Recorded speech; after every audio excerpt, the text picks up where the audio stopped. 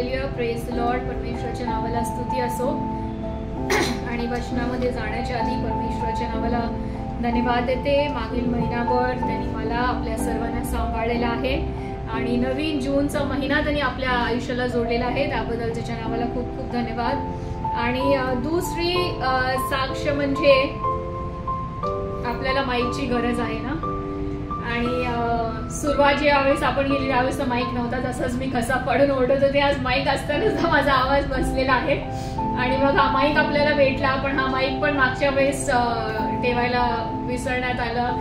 आणि मग बॉबीने सजेस्ट केलं की काही माईक आपण घेऊ शकतो आणि मी त्याला सांगितले की त्याचं बजेट काढ, त्याचा फोटो पाठव, दुकानात गेला त्याचं बजेट काढ. आणि माझ्या डोक्यात होतं की बजेट आल्यावरती त्याच्यासाठी पण प्रार्थना करू आणि विनंती करू की जर देव कोणाच्या मनामध्ये टाकत असेल तर त्यांनी माईकसाठी स्पॉन्सर करावं. आणि आठवड्याभरात बिझी स्केड्यूलमध्ये मी विसरून गेली आणि त्याचा देखील काही मेसेज आला नाही, परंतु देव आपल्या मनाच्या इच्छा जाणतो आणि त्या मागण्या आधीच परिपूर्ण करतो. मी विसरून गेली होती, परंतु पुन्हा एकाकडून मला मेसेज आला की आम्ही तुझ्या मंडळीसाठी दान देऊ इच्छितो. आणि मी खरोखर परमेश्वराच्या नावाला धन्यवाद देते. आणि ज्यांनी कोणी दान, ते दान ऑलरेडी आलेलं आहे, पण बॉबीला वेळ नाही मिळाला तर लवकरच मे बी नेक्स्ट आठवड्यामध्ये आपल्याकडे नवीन माईक असतील. आणि खरोखर ज्या प्रकारे दान पात्र, प्रभू भोजनाचं पात्र आणि आता माईक आणि ह्या गोष्टी सर्व मागण्या आधी, आणि मी ह्या सगळ्या गोष्टींकडे जास्त लक्ष देत नाहीये, कारण मला माहितीये पुरवठा करणारा देव आहे आणि स्वर्गातून दिल्यापासून पृथ्वीवर काहीच मिळत नाही. तर आपल्याला ह्या सगळ्या गोष्टींपेक्षा देवाच्या कार्याकडे, त्याच्या राज्याच्या वाढीकडे आपल्याला लक्ष द्यायचं आहे. आणि मग काय सांगतो परमेश्वर, ह्या सर्व गोष्टी मी पूर्वीला आणि त्याचा अनुभव मी घेत आहे मागील दिवसामध्ये. आणि खरोखर परमेश्वराच्या नावाला मी धन्यवाद देते. यावेळेस आपण वचनात जाऊ आणि मी प्रार्थना करते छोटीशी. धन्यवादित प्रेमळ गौरवशाली देवा, तुझ्या नावाला धन्यवाद देते, तुझी स्तुती करते. पुन्हा एक बार प्रभू या महिन्याच्या प्रभू पहिल्या रविवारी तुझ्या मंदिरात आम्हाला घेऊन आला, सबशुभ काळ स्तुती करते प्रभू. मागील महिनाभर सांभाळला, सौच्या नावाला धन्यवाद देते, तुझी स्तुती करते प्रभू. हा महिना तू आशीर्वादित कर. हा महिन्याचा आजच्या 1 तारखेपासून 30 तारखेपर्यंत प्रत्येक दिवस तू पवित्र आणि आशीर्वादित कर प्रभू. आमची शारीरिक, मानसिक, आध्यात्मिक प्रभू गरज तू परिपूर्ण कर प्रिय परमेश्वर. आमची आर्थिक गरज तू परिपूर्ण कर प्रिय परमेश्वर. तुझ्या वचनाचा उत्तम समानास तू आम्हाला दे प्रिय परमेश्वर. माझ्या जिभेला, ओठाला, कंठाला तू स्पर्श कर प्रभू. तुझ्या पवित्र आत्म्याचा नवीन अभिषेक उतरू दे प्रिय परमेश्वर. आम्हा प्रत्येकाचा ताबा तू घे प्रभू. डोक्याच्या केसापासून पायाच्या तळावर येशू ख्रिस्ताच्या पवित्र रक्ताच्या सुरक्षेचं कवच आम्हा भोवती तू घाल प्रिय परमेश्वर दप्पा. आणि प्रभू या जागेचा, या वेळेचा, मग प्रत्येकाचा जीव पण आत्मा शरीर तुझ्या हाती समर्पित करते, तू ताबा घे. येशू ख्रिस्ताच्या पवित्र प्रार्थना मग मी म्हणतोय आमेन. तर आजच्या विषयामध्ये जाण्याच्या आधी काही प्रश्न मी तुम्हाला विचारते. आपण सर्व शॉपिंग करतो ना, शॉपिंग, ऑनलाईन शॉपिंग करतो, ऑफलाईन शॉपिंग करतो. मी तर भरपूर शॉपिंग करते, पण मी ऑनलाईन शॉपिंग करते. म्हणजे लॉकडाऊन लागल्यापासून तर माझ्या घरचा प्रत्येक म्हणजे खाणं पिणं, कपड्या लत्त्यापासून प्रत्येक गोष्ट माझी ऑनलाईन येते, कारण मला वेळ पण नाही मिळत दुकानामध्ये जाण्यासाठी. आणि त्यामुळे मी काय करते, ऑनलाईन शॉपिंग करते ना. शॉपिंग केल्यावर एखादी वस्तू जर आपण विकत आणली, जसं कपडे म्हणा, फॅन म्हणा, AC म्हणा, मिक्सर म्हणा, कोणतीही वस्तू जर आपण विकत आणली आणि ती जर त्याच्यात काहीतरी बिघाड निघाला किंवा ती व्यवस्थित चालत नसेल तर आपण ती फेकून देतो का लगेच? काय करतो? रिप्लेस करतो ना. त्यामुळे आपण काय करतो, ज्यावेळेस एखादी वस्तू आपण विकत घेतो दुकानात, एस्पेशली आपण जेव्हा दुसऱ्यांसाठी घेत असतो, ज्यावेळेस त्यांची आवड निवड किंवा त्याच्यासाठी जर कपडे घेतले तर त्यांची साईज आपल्याला जर व्यवस्थित माहिती नसेल तर आपण काय करतो, दुकानामध्ये काय चेक करतो, पैसे देण्याच्या आधी काय चेक करतो? Return policy, exchange policy, refund policy, replacement आपल्याला मिळणार आहे का ना, कारण आपण त्याची किंमत मोजत आहोत ना. तर भले दुसऱ्यांसाठी आपण घेत आहोत किंवा स्वतःसाठी घेत आहोत, स्वतःसाठी घेतली आणि त्या वस्तूमध्ये काहीतरी बिघाड निघाला किंवा एखाद्यासाठी आपण गिफ्ट घेतलं आणि त्या व्यक्तीला ते आवडलं नाही तर ते आपल्याला परत करता यावं ना, त्याच्यासाठी आपण काय करतो, रिटर्न पॉलिसी चेक करतो ना. इव्हन ज्यावेळेस ऑनलाईन मी एखादी वस्तू घेते तर त्याची रेटिंग्स, रिव्ह्यू आणि रिटर्न पॉलिसी मी चेक करते. आणि मी ऑनलाईन शॉपिंग ह्याच्यासाठी करते कारण ते खूप सोयीस्कर होतं ना. दारामध्ये आपल्या वस्तू येते, नाही आवडलं की दारातून आपल्याला ते रिटर्न करता येतं. त्यामुळे आपण काय चेक करतो, रिटर्न पॉलिसी, त्याच्यावर आपल्याला रिफंड मिळेल का ना. मोस्टली रिफंड खूप कमी ह्याच्यामध्ये मिळतं. आपल्याला एक्सचेंज पॉलिसी असते ना, की ती वस्तू द्या आणि तुम्ही दुसरी वस्तू परत घ्या ना, कारण आपण त्या ठिकाणी किंमत मोजत आहोत ना. आणि ऑनलाईन शॉपिंगचं एक सोय पण ही असते की जसं मी बऱ्याचदा दादांना सुद्धा उदाहरण दिलं की त्याच्यात काहीतरी, जसं आता मी इयरबड्सचा डब्बा मागितला आणि त्याच्यावर एक सील चिटकवलेला असतं, ते सील निघालेलं होतं, त्याचा व्हिडिओ काढून मी पाठवला, मला लगेच रिफंड पण मिळाला आणि ती वस्तू पण मी वापरली. चहापत्तीचं पाकिट मागवलं तर पिशवीमध्ये चहापत्ती सांडलेली होती थोडीशी, सामान टाकताना कधी कधी थोडंसं पाकिट फाटतं ना, ते व्हिडिओ काढून पाठवला आणि काय झालं, मला लगेच रिफंड पण मिळाला आणि ती वस्तू पण वापरता आली ना. त्यामुळे आपण एखादी वस्तू घेतो तर ह्या सर्व पॉलिसीज आपण चेक करतो की if that is replaceable or no.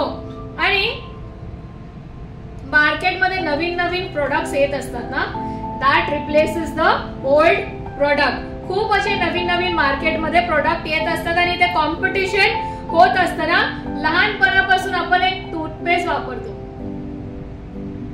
लहानपणी, आपल्या लहानपणापासून जास्त, आता तर भरपूर सारे मार्केटमध्ये टूथपेस्ट निघाले.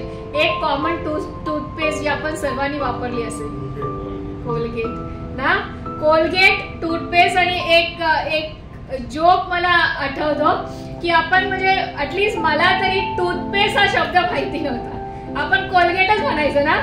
आणि मग कोलगेट वापरून वापरून एवढी सवय झाली होती आणि काही वर्षांनी आय स्विच टू मेसवाक मी वापरायला लागली. आणि मी, माझा जो भाऊ आहे सुहास, त्याला मी सांगितलं की मेसवाकचं कोलगेट घेऊन ये,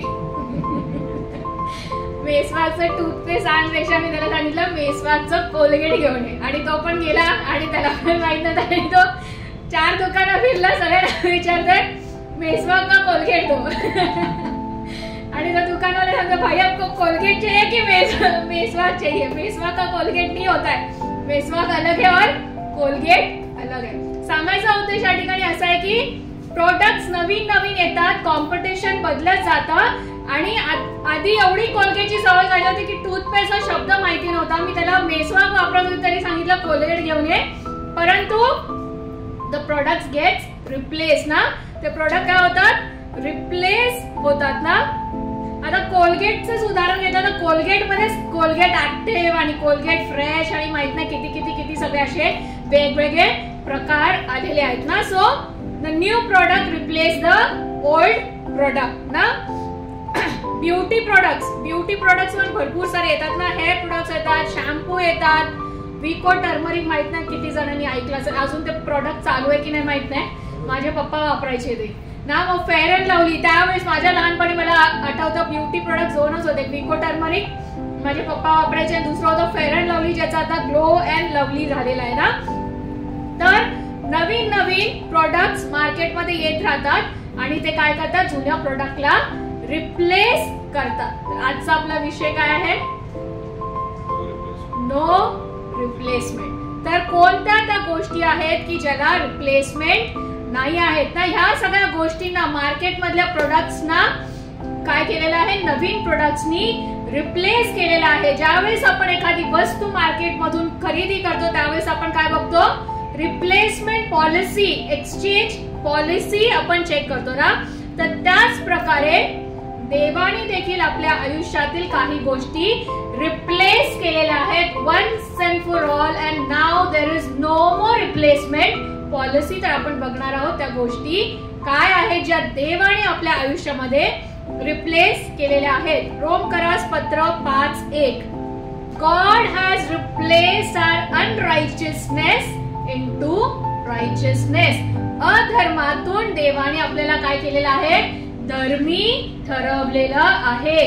देवाने काय केलेलं आहे, आपल्याला नीतिमान ठरवलेलं आहे. आपण पापी होतो, अधर्मी होतो, परंतु आपले पाप त्यांनी काय केलेलं आहे, आपलं अधर्म काय केलेलं आहे, नाहीसं केलेलं आहे. And he has replaced our unrighteousness with righteousness. आपल्याला त्यांनी नीतिमान ठरविलेलं आहे. आपले घाणेरडे पापाने माखलेले असे कपडे काढून त्यांनी चांगले कपडे आपल्याला घातलेले आहेत. जकरियाचा 3रा अध्याय आणि 4थं वचन. घाणेरडे, मलिन, वास मारणारे, पापाचं दुर्गंध सुटलेले असे घाणेरडे कपडे काढून त्यांनी what he has replaced it with rich ropes ना. जकरियाचं पुस्तक याचा 3रा अध्याय आणि 4थं वचन. इंग्लिश मध्ये असं म्हटलेलं आहे, then he answered and spoke to those who stood before him saying, take away the filthy garments from him, and to him he said, see, I have removed your iniquity from you and I will clothe you with rich robes. तर त्यांनी आपले मळीन filthy garments काढून आपल्याला rich robes घातलेले आहेत. मराठीमध्ये वाचू आपण. तुमची पोशाख अधर्म दूर केलेला आहे. नवीन कपडे घेतल्यावरती कुणाला आवडेल जुने पुराणे घाणेरडे कपडे घालायला? त्या कपड्यांचा आपण काय करतो? जुन्या कपड्यांचा आपण काय करतो ज्यावेळेस नवीन कपडे घरात आल्यावर? काय करतो त्याचा? कशासाठी त्याचा वापर करतो? चिंदी, पोछा म्हणून त्याचा वापर करतो ना. तर आज देवाने आपल्या अधर्माचे कपडे काढून he has replaced it with the rich robes. उंची पोशाख त्यांनी आपल्याला घातलेले आहेत. He has replaced our sickness with healing. त्याच्यासाठी त्यांनी काय केलेलं आहे? किंमत मोजलेली आहे. आणि यशया ह्याचा 53वा अध्याय आणि 5वं वचन. Yashaya 53:5. He has replaced our sickness with healing. आणि ह्या प्रत्येक रिप्लेसमेंट साठी त्यांनी काय केलेलं आहे? तर किंमत मोजलेली आहे. आपण आजारी पडलो तर काय करतो? आजारी पडल्यावर काय करतो? औषध घेतो, डॉक्टरकडे जातो ना. पैसे खर्च करतो आपल्या आरोग्यासाठी. पण त्या आपल्या आरोग्यासाठी त्यांनी काय केलेलं आहे? किंमत मोजलेली आहे. आणि ते किंमत काय मोजलेली आहे? तर आमच्या अपराधांमुळे तो घायाळ झाला, आमच्या दुष्कर्मांमुळे ठेचला गेला, आम्हाला शांती देणारी अशी शिक्षा त्याला झाली ना. त्यांनी ती किंमत मोजली आपल्या आरोग्याची. And he has replaced our sickness with healing. He has replaced death with eternal life. रोमकरास पत्राचा 6वा अध्याय आणि 23वा वचन. जे मृत्यू, पापाच्या द्वारे जे मृत्यू आला होता, he has replaced that with eternal life. अनंत काळाचं जीवन त्यांनी आपल्याला दिलेलं आहे. रोमकरास पत्र 6:23. पापाचे वेतन काय होतं? मरण होतं. परंतु देवाने येशू ख्रिस्ताच्या द्वारे what has he replaced it with eternal life ना. सर्व काही जीवनाने त्यांनी ते रिप्लेस केलेलं आहे. गलतीकरास पत्र 4:7. ही हॅज रिप्लेस्ड आवर. सेवकापासून त्यांनी आपल्याला काय केलेलं आहे? त्याचे पुत्र व कन्या म्हटलेले आहेत. आणि त्याच्याद्वारे आपण त्याची काय झालेलो आहोत? तर वारिस झालेलो आहोत. तर ही हॅज रिप्लेस्ड आवर सर्वंटहुड. आपण आता काय नाही आहोत? गुलाम नाही आहोत, तर आपण काय आहोत? पुत्र आहोत. आणि त्याच्याद्वारे आपण काय झालेलो आहोत? त्याचे वारस झालेलो आहोत. तर from being servant he has replaced it to being his heir. त्याचा वारिस होण्याचा अधिकार त्यांनी आपल्याला दिलेला आहे. आणि पूर्वी जुन्या करारामध्ये जेव्हा पाप लोक करत होते त्यावेळेस काय अर्पण केलं जायचं? कोकराचं रक्त अर्पण केलं जायचं ना. That he has replaced the blood of animal has been replaced with the holy blood of Jesus Christ, and now there is no more replacement. इब्री 10:4 आणि 1 योहान 2:2. इब्री 10:4 आपण आधी बघू. What was the requirement for that replacement? बैलाचे व बकऱ्याचे रक्त पापे दूर करण्यास असमर्थ होतं. त्याच्यामुळे त्या ठिकाणी काय गरज होती? प्रोडक्ट रिप्लेस करायची गरज होती ना. जसं आपण सुरुवातीला बघितलं, एखादा प्रोडक्ट आपण घेतो आणि तो जर काम करत नाही तर आपण काय करतो? त्याला रिप्लेस करतो. What was it replace with? 1 Yohan 2:2. तोच आपल्या पापांबद्दल काय आहे? प्रायश्चित. तोच म्हणजे कोण?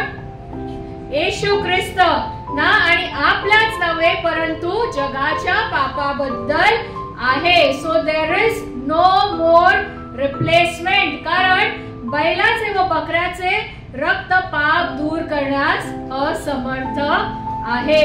बऱ्याच लोकांना अजून ह्याची जाणीव नाही आहे, त्यामुळे ते लोक काय करतात, अजूनही ओल्ड प्रोडक्ट यूज करतात ना. नवीन प्रोडक्ट मार्केटमध्ये येऊन गेले 2000 वर्षापूर्वी, त्यांना अजून त्याच्याबद्दल माहीतच नाही. तर ती कोणाची जबाबदारी आहे? नवीन प्रोडक्टची माहिती करून देणं, पब्लिसिटी करणं कोणाच्या हातात आहे? आपल्या हातात आहे ना. So nothing in this world can replace the ultimate sacrifice of Jesus Christ ना. जे महान बलिदान आपल्या देव पित्याने येशू ख्रिस्ताने आपल्यासाठी केलेलं आहे, that is the replacement once and for all. आणि त्याला आता दुसरा रिप्लेसमेंट नाहीये. there is no more replacement policy, there is no written policy, there is no exchange and there is no refund ना. आपण नाही म्हणू शकत आता मला I need a refund ना, येशूचं रक्त राहू दे, मला थोडंसं पाप करू दे. No, there is no refund ना. येशू ख्रिस्ताने ते रिप्लेसमेंट ऑलरेडी करून टाकलेलं आहे, ती प्राइस ऑलरेडी त्यांनी पे केलेली आहे. आणि त्याच्यामुळे आपण काय केलं पाहिजे, एकदा रिप्लेसमेंट झालं, किती वेळा रिप्लेसमेंट मिळतं आपल्याला? एकदाच मिळतं ना. तुम्ही आणलं रिप्लेस करून आणि परत काहीतरी प्रॉब्लेम झाला तर तुम्ही परत दुकानात जाऊन सांगू शकता काय मला परत रिप्लेसमेंट द्या? नाही ना. एकदा तुम्ही रिप्लेसमेंट करून आणलं, then we have to be careful ना. आपल्याला खूप केअरफुली तो प्रोडक्ट यूज करायला पाहिजे. त्याच रीतीने आपल्या जीवनाच्या बाबतीत जीवन जगत असताना आपण खूप सावधान राहायला पाहिजे, कारण ती रिप्लेसमेंट ऑलरेडी झालेली आहे. And there is no more replacement. Our sinful life, आपलं जे पापमय जीवन आहे ते रिप्लेस करून आपल्याला देवाने काय केलेलं आहे, नीतिमान ठरविलेलं आहे. आपले घाणेरडे वस्त्र काढून आपल्याला काय केलेलं आहे, धार्मिकतेचे वस्त्र त्यांनी घातलेले आहे ना. आपला आजार त्यांनी रिप्लेस केला आहे आणि आपल्याला काय केलेलं आहे, आरोग्य दिलेलं आहे ना. आणि सेवक जे आपण होतो त्यांनी आपल्याला त्याचे वारस ठरवलेलं आहे आणि मृत्यूतून त्यांनी आपल्याला सार्वकालिक जीवन दिलेलं आहे. त्यामुळे नाव there is no more replacement. त्यामुळे आपल्याला आपलं आयुष्य जगत असताना, कारण त्याची किंमत, आपल्या आयुष्याची किंमत जी आहे ती येशू ख्रिस्ताने मोजलेली आहे. त्यामुळे आपल्याला काय केलं पाहिजे, सावधान राहिलं पाहिजे ना. त्याच प्रकारे मार्केटमध्ये डुप्लिकेट प्रोडक्ट्स पण येतात ना. डुप्लिकेट प्रोडक्ट्स येतात जे चीप असतात, स्वस्त असतात आणि पण ते जास्त काळ टिकत नाहीत. दे cannot replace the original products ना. डुप्लिकेट प्रोडक्ट्स येतात पण ते जास्त काळ स्वस्त असतात, लोकांना अट्रॅक्ट करतात लवकर का, कारण ते स्वस्त असतात, परंतु ते जास्त काळ टिकत नाहीत. त्याच प्रकारे देवाच्या राज्यात देखील डुप्लिकेट प्रोडक्ट येणार आहे ना. कोण काय आहे ते, anti Christ and false prophet, खोटे संदेश देणार, डुप्लिकेट प्रोडक्ट येणार आहे देवाच्या राज्यामध्ये देखील. मत्ते ह्याचा 7वा अध्याय आणि 15वं वचन. कसे येतात ते, मेंढरांच्या वेशाने. डुप्लिकेट प्रोडक्ट्स ओरिजिनल सारखेच दिसतात ना, आपल्याला ते ओळखता येणार नाही, पण ओरिजिनल ते ओरिजिनल असतं आणि डुप्लिकेट ते डुप्लिकेट असतं. आणि डुप्लिकेट भलेही स्वस्त असलं, लोकांना अट्रॅक्ट केलं, तरी ते मार्केटमध्ये जास्त काळ टिकत नाहीत. त्याचप्रमाणे देवाने आपल्याला त्याच्या वचनाच्या द्वारे डिस्क्लेमर दिलेला आहे की डुप्लिकेट प्रोडक्ट येत आहे त्याच्या राज्यात देखील ना.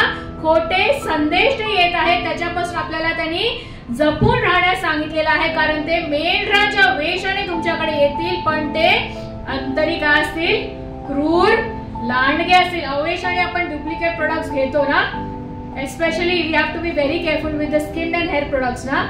माहिती पडलं फेअर अँड लवली समजून घेतलं आणि मग भलतंच काहीतरी झालं ना. हेअर प्रोडक्ट काहीतरी घेतले, चांगले लांब केस होते आणि प्रोडक्ट वापरल्यावरती होत्याचं नव्हतं झालं ना. म्हणून देव आपल्याला काय सांगत आहे, सावध राहा ना, कारण तो कसा येत आहे, ओरिजिनल सारखा येणार आहे ना. तो वेश धारण करून मेंढराच्या वेशाने तो येणार आहे. आणि आपण डुप्लिकेट आहे ते कसं ओळखू शकतो त्याच्याबद्दल देखील देवाचं वचन आपल्याला सांगतं. मत्ते याचा 7वा अध्याय आणि 16वं वचन. ओरिजिनलचा पोशाख घालून येणार आहे, तर आपण कसं ओळखायचं की तो डुप्लिकेट आहे. कसं ओळखायचं आपण डुप्लिकेट प्रोडक्ट? कशावरून ओळखायचं? त्याच्या फळांवरून ना, बाय इट्स फ्रुट्स. कारण काय म्हटलेलं आहे तिथे?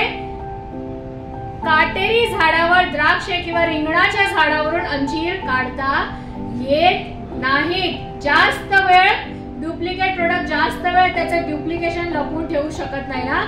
काळांतराने काय आहे, त्याची फसवेगिरी जी आहे ती बाहेर येणार आहे. तर ती आपल्याला कशी ओळखायची आहे? तर त्याच्या फळांवरून ओळखायची आहे. आणि दुसरी महत्वाची गोष्ट म्हणजे जर डुप्लिकेट प्रोडक्ट आपल्याला ओळखायचा आहे तर सर्वात आधी ओरिजिनल प्रोडक्टचे कॅरेक्टरिस्टिक्स आपल्याला माहिती असणं गरजेचं आहे. जो ओरिजिनल प्रोडक्ट आहे, जो आपला येशू ख्रिस्त आहे, जो ओरिजिनल आहे, जे खरे संदेष्टे आहेत, त्यांची कॅरेक्टरिस्टिक्स काय आहेत, त्यांची फळं काय आहेत, त्यांचा अभिषेक काय आहे, त्यांचा आशीर्वाद काय आहे, ते सर्वप्रथम आपल्याला जाणण्याची गरज आहे.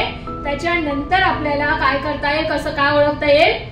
डुप्लिकेट प्रोडक्ट आपल्याला ओळखता येईल ना. यावेळेस आपण पुन्हा ते वचन वाचू. स्तोत्र संहिता म्हणण्याचं वचन जे आपण सुरुवातीला वाचलेलं, स्तोत्र संहिता 102 25 ते 27. त्याचं वचन सांगतं की तू पुरातन काळी पृथ्वीचा पाया घातलास, गगने तुझ्या हातचे कृत्य आहे, ती नाहीशी होतील, परंतु तू निरंतर आहेस. ती सगळी वस्त्रासारखी जीर्ण होतील. ती सगळी म्हणजे आकाश आणि गगन, ती काय होतील? वस्त्रासारखी जीर्ण होतील, जुनी होतील. ती पर्वणासारखी, ती तू पर्वणासारखी बदलशील. आकाश आणि गगन देखील that also can be replaced. परंतु तू तोच आहेस. तुझ्या वर्षांना अंत नाही. Even the earth and the skies, heaven ना, आकाश आणि गगन देखील that can be replaced. आपण जुने कपडे कसे काढून टाकतो आणि बदलतो, त्याच प्रकारे काय करेल देव? आकाश आणि पृथ्वी बदलणार आहे ना. आपल्याला माहिती आहे ना, नवीन करारामध्ये ते वचन आहे, नवीन आकाश आणि नवीन पृथ्वी. तर that is also replaceable. What is not replaceable is our God. आपला जो स्वर्गीय पिता आहे तोच आहे आणि त्याच्या वर्षांना अंत नाही. तो अल्फा आणि ओमेगा आहे, तो आदी आणि अंत आहे ना. आज येशू ख्रिस्ताच्या रक्ताच्या द्वारे आपण काय केलेलं आहोत? शुद्ध झालेलो आहोत, पवित्र झालेलो आहोत. जे बैलाचं रक्त जे पाप क्षमेसाठी असमर्थ होतं, that has been replaced with the holy, sinless, precious and priceless blood of Jesus Christ. येशू ख्रिस्ताच्या ना जे पाप रहित होतं, अमूल्य अशा रक्ताने ते रिप्लेस झालेलं आहे आणि त्याला आता रिप्लेसमेंट नाही. That is the original and the ultimate product for us. आणि त्याच्यामुळे आपण काय केलं पाहिजे? खूप जपून त्याचा वापर केला पाहिजे ना. तर ह्यावेळेस आपण प्रभूच्या मेजामध्ये भाग घेणार आहोत. तर त्याच्या रक्ताचं ना मर्म समजून, त्याचं महत्व समजून आपण यावेळेस आपले डोळे बंद करू, प्रार्थना करू आणि त्याच्या चरणाजवळ जाऊ. आपले पातके आपण कबूल करू आणि शुद्ध अंतःकरणाने, पवित्र अंतःकरणाने आपण त्याच्या मेजामध्ये यावेळेस भाग घेऊ. आपण 2 मिनिटं शांत राहणार आहोत आणि प्रार्थनेमध्ये वेळ घालणार आहोत. हालेलुया. Thank you Jesus. धन्यवाद प्रेम गौरवशाली देवा, तुझ्या नावाला मान महिमा गौरव स्तुती आराधना देते प्रिय परमेश्वर देवा. खरोखर प्रिय परमेश्वर देवा, ते प्राण्यांचं आणि पशूंचं रक्त प्रिय परमेश्वर देवा मला पापापासून शुद्ध करण्यास असमर्थ होतं प्रभू.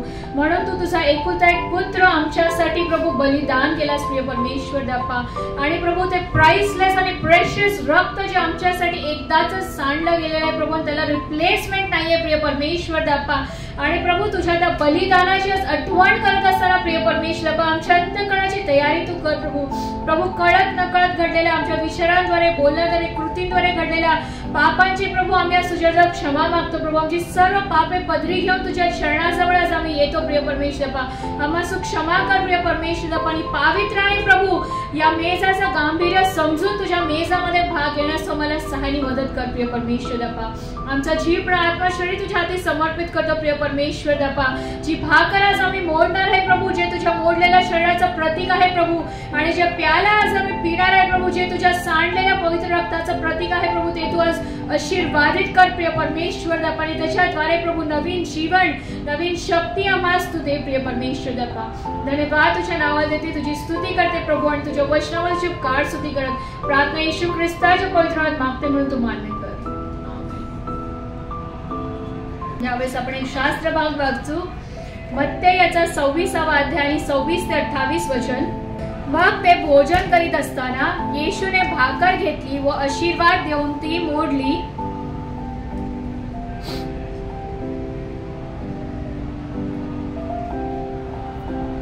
आणि शिष्यांना देऊन म्हटले, घ्या खा, हे माझे शरीर आहे.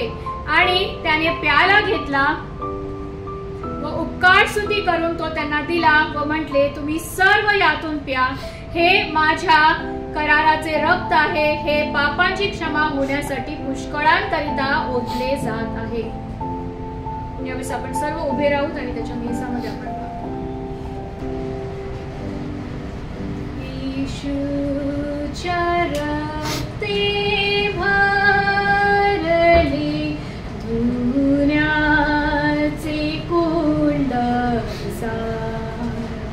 जी पापी त्यात घातली, ते होती शुद्ध प्राण, ते होती शुद्ध प्राण, ते होती शुद्ध प्राण, जी पापी त्यात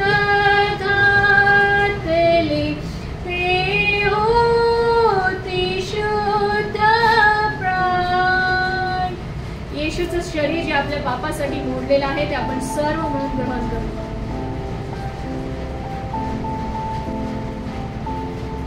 येशूचं रक्त जे आपल्या पापांसाठी सांडण्यात आलेलं आपण सर्व म्हणून त्यात वापरू.